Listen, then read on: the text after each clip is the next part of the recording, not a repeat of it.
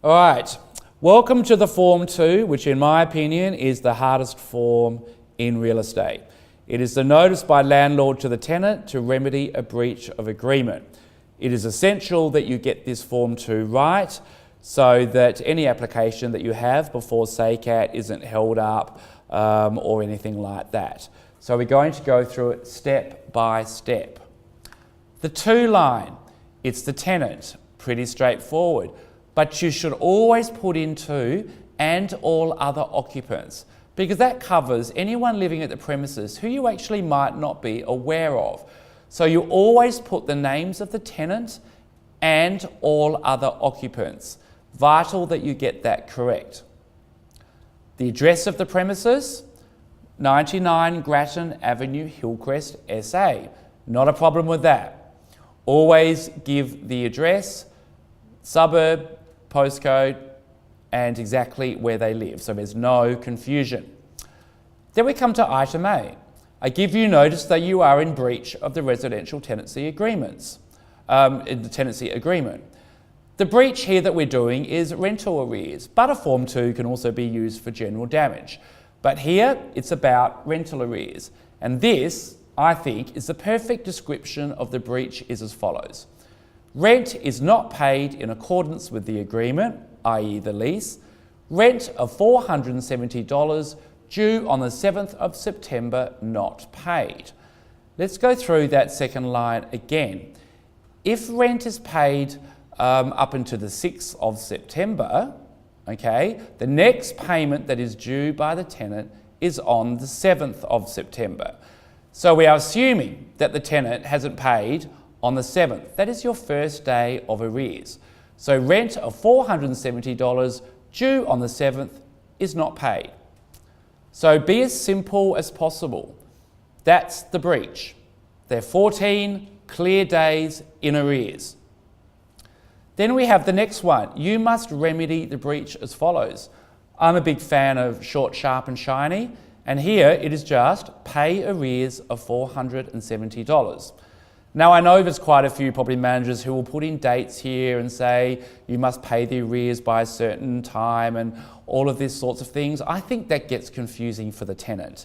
Every agency will have their different way of filling this Form 2 out, but I like that.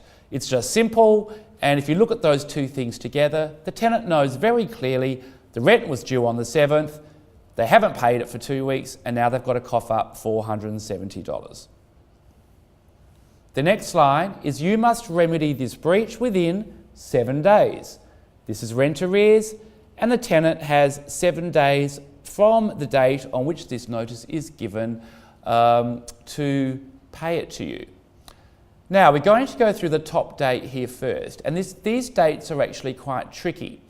But I want you all to now count on your fingers from the 7th of September. So, as we saw in the previous slide, and let's go back, rent was due on the 7th of September. If rent wasn't paid on the 7th of September, then the 7th of September is your first day of arrears.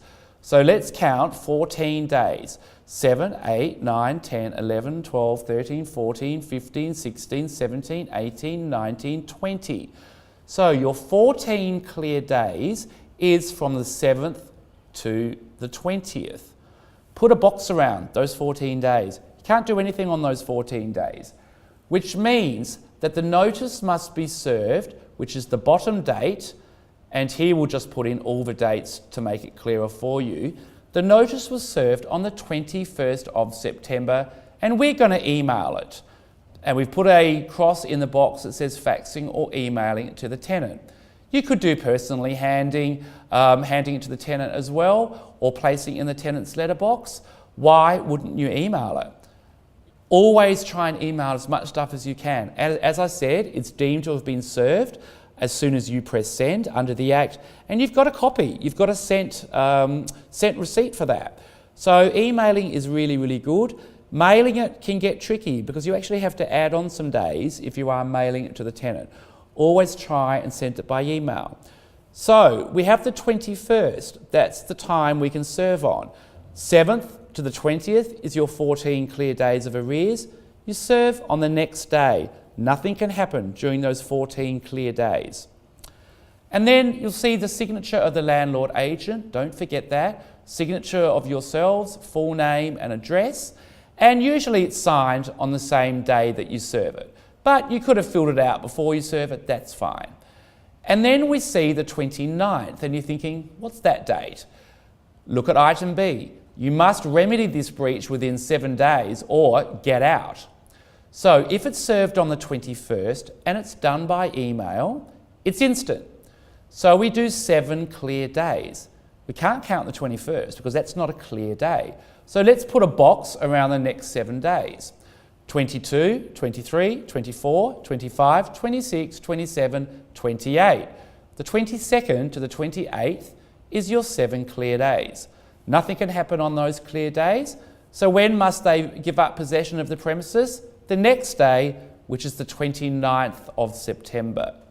Always make sure that you get those dates as correct as possible, and always make sure that the tenant is 14 days in arrears, because you might get thrown out of the tribunal, or they might not entertain your application or proceed any further unless those details are correct. So it's absolutely essential to get them right. Put boxes around the clear days, 14 clear days of arrears, 7 clear days to remedy the breach, i.e. the tenant must pay, and make sure that you have everything filled out correctly and properly. There is an example in the activity folder, and if you're online in the activity section, that you should also follow as your example. In the one before us today, we are only claiming 2 weeks of rent, so please only do that when you are putting in the details of the breach. And that is the perfect Form 2.